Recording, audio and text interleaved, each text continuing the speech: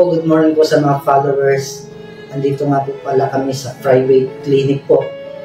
Schedule po ng Kuya Tano ngayon na pa-check up sa kanya pong sakit. Kaya malalaman po kung ano po yung sasabihin po ni Doktor.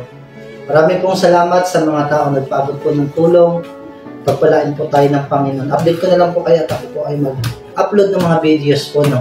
Panginoon, ikaw ang himig ng awit ko. Panginoon, hangad ko ay presensya mo. Ikaw ang laman ng puso at isipan. Buhay ko'y sa'yo lamang, O Diyos, pangalan mo'y kagalakan. Ikaw lang ang tanging pag-asa,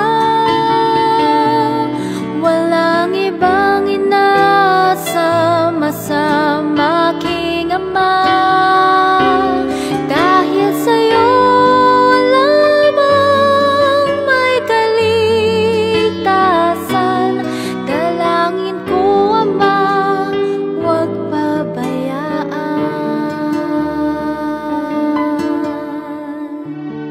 Magandang umaga po, Doc Vito. Umaga po. Kakamustahin lang po namin yung kalagayan po ni Kuya Tano.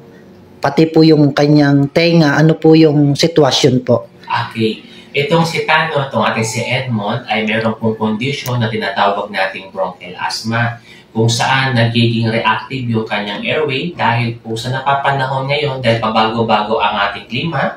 Sunod dahil na po first time naghahanap buhay yung pasyente kasi nga po sa bukid, wala magsasabi po na talagang magaang trabaho yan na pwede mag-trigger po ng hika. Kaya napapansin po ni Edmond ni Tano na kapag napapagod siya, doon po sumusumpong. Sa ngayon po, maganda naman po ang kondisyon ng kanyang baga, makokontrol po natin. Ibig sabihin lang po, ipagbawal lang po natin sa kanya yung nagpapagod, yung iwasan ng pagbabago ng klima po, ibig sabihin kapag sobrang init, kapag sobrang lamig, kailangan marunong sumilong.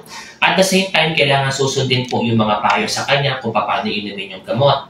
Nakita natin kapatid, si Sir Edmond, si Tano, ay nagkaroon po ng otitis media. Nagkakaroon po siya ng discharge sa kanyang tenga dahil po nagkaroon po ng sipon. Kadalasan kasi kapag hindi masuminghot or nagkaroon ng trauma sa paglilinis. Natanggal na natin kapatid ang kanya pong yung discharge sa kanyang tenga sa awa ng Panginoon natin. At ngayon po ipagpapatuloy na lamang po yung gamot para matapos at ating muli sisikapin po matignan kasama ng kanyang follow-up x-ray kung kamusta ang baga at after 1 week kung kamusta ang kanyang tenga.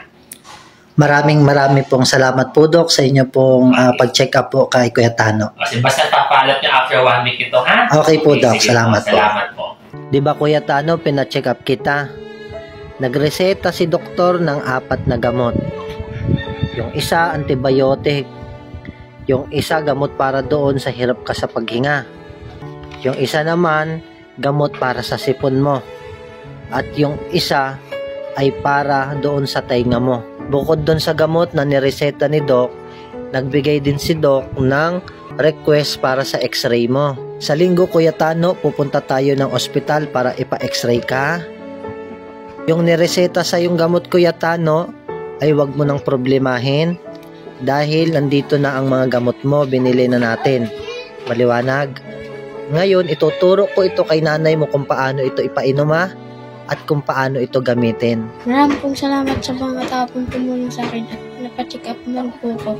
Pati po yung tanga ko po at nakabili na rin po